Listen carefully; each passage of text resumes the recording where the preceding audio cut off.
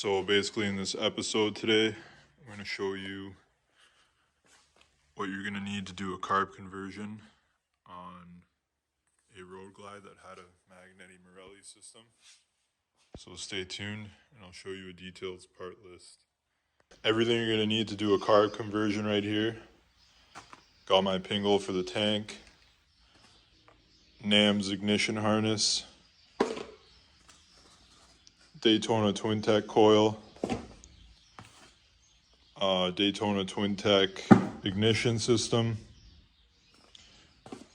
and then finally genuine Magneti carb. We're gonna have to mod this for the wheelies, so I'll show you how to do that shortly.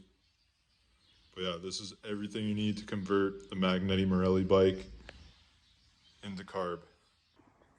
Alright, so we got the tank off, drained all the gas out. Now we're working on taking off the throttle body. So to take off the throttle body, Magneti Marelli, you gotta unplug all these sensors, but first to get to everything you gotta take off the tank. After that, motor mount on this side that bridges from here to here that you have to take off in order for you to get to these bolts in here, so you can loosen those. Loosen those first because they slide out, and then after that you get the one down here and the one over here that I already took off. Alright, so after you undo those bolts, you should be able to just pull this thing right out along with all the garbage. Oh yeah, I gotta disconnect some cables, but as you can see, it just pops right out. Next thing after you take off the throttle body is disconnect the whole wiring harness, pull out the ECU. The ECU is sitting in a tray over here on the side of the bike. So we're in the process of pulling all this out now, because we are not going to need this with a carb system. With a carb system, we're going to use a different harness. Alright, so today we're going to continue doing the carb conversion from Magneti Marelli to Magneti carb. So take your tank, basically. We got to get rid of these two fittings. And basically you're going to need to buy this pingle adapter. So one of them is a plug and one of them is a petcock adapter. So I think I'm going to put the plug up here and put the petcock back here. Also going to need a fuel door gasket. So what we're going to do is remove those two fittings there, and we're also going to take the fuel pump out. Alright, so we got the whole fuel pump assembly out. Now we just got to take out those 22 millimeter bungs on the bottom that I told you about. So because this is a 2001, there's no metal lines, it's all plastic in here, which is great for me. If you have metal lines in your tank, you have to cut them. But these ones, fortunately, they're plastic, so they just come right out. So be careful, guys, on this rear one here. I don't know why, but mine was made out of shitty fucking material. And I used the proper socket and everything, and this thing just kept flaking off. I finally managed to loosen this thing up. This is the other fitting that's gonna go right here. This one's gonna go there. Right, so now we got the bungs in. That's where your petcock's gonna go. Now we're gonna flip it back over.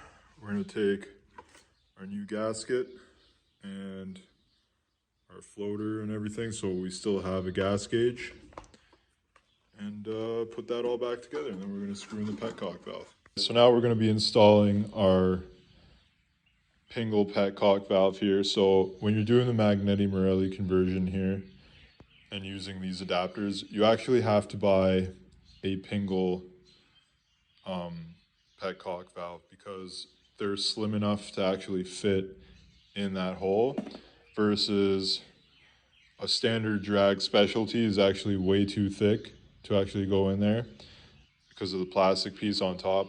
I tried cutting it to see, and obviously it didn't work out for me, so had to scrap this one. Probably get another fuel filter and just sell this somewhere if somebody needs it. Alright, so we got our petcock valve installed now. So pingle adapter for the Magneti Marelli tank, plus an actual real pingle valve for that tank. Like I said, you're gonna need that for the adapter because it's the only one that actually fits in the hole. So yeah, tank's all taken care of now. Float back in so we can still have our gas gauge. Everything should be good to go from there. All right, next thing I'm doing here is I took the intake, put my seals in, put a little bit of WD-40 on the seals so that nothing gets pinched when you're installing. Make sure you put in your MAF sensor. Still gotta put it in place with the little clip.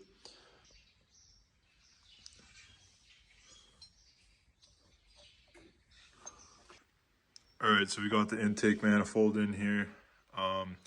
Make sure you tighten the front and back bolts to 15 to 17 foot-pounds, I believe is what they are. The next thing we're gonna do here is take our new NAMS harness here. So luckily this harness right here makes it extremely easy to plug and play all your wiring for your ignition. So it's basically plug and play everything into here. We're gonna run it all along the backbone up here to the coil. So as you can see here, we've got, I believe this is for a coil. This is for MAF sensor.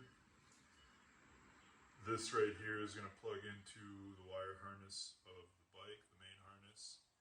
This is your data link port, which you won't need. Probably put a cover over that. Over here, I think are the two crank position sensors. And this is gonna connect right to your dual plug ignition system right here. So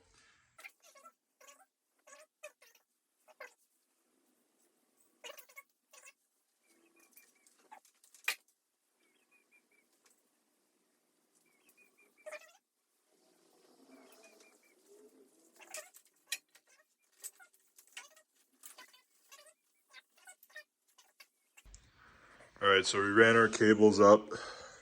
Now we connected our Daytona Twin Tech. This is our ignition harness right here. So basically now what I'm gonna do is just tidy this all up, zip tie everything in a manner that won't, you know, short anything out. Try to clean it up a little bit in there, and then I can put the side covers back on. All right, so we got everything semi-tidied up here.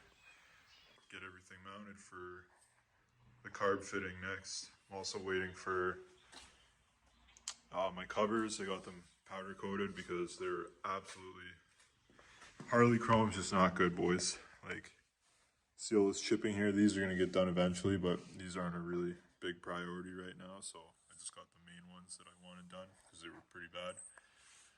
I'll probably do these ones at a later date.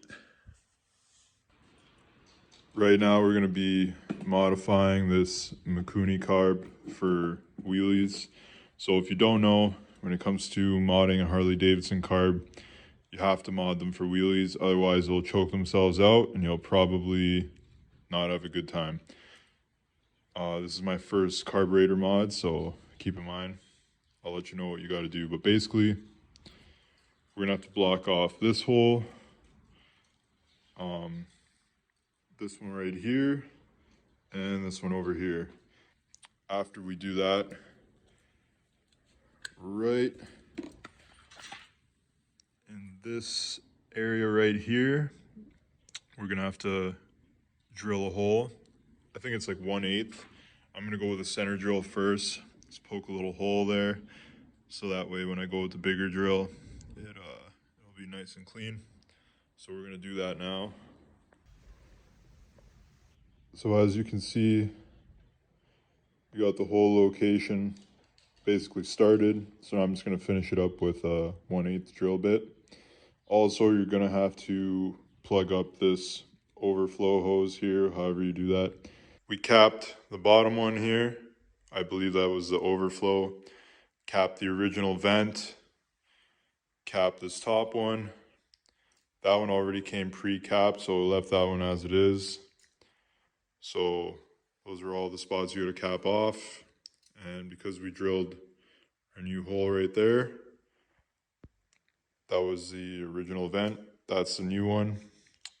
So yeah, that's pretty much how you mod a Magneti carburetor. Okay, so now we finally got our heads back from powder coating.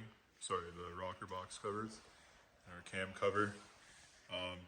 So basically now what we're gonna do is we're just gonna put the carburetor on and basically put everything back together. So basically over here, the boot is on. Finally got that little clip for the map sensor. And then basically it's just throw on the carb, tighten up the little sleeve clamp that it has on the back, and put on my air filter and all that stuff. So that's what we'll be doing next. Alright, so we got the carburetor fitted. Put my fuel line in, hasn't been tightened up yet. Routed my cables. These still need to be adjusted for sure though, I'm trying to figure that out right now. So after that we're just gonna slap the tank on and just start putting the breather on and all that other good stuff. As you can see, we got our carburetor fitted with our intake. All throttle cables are good to go. And then the only thing we need now is just a little holder for the choke on the engine mount there. Our pingle valve is solid. And yeah, that's pretty much everything you need to do a carb conversion on a road glide.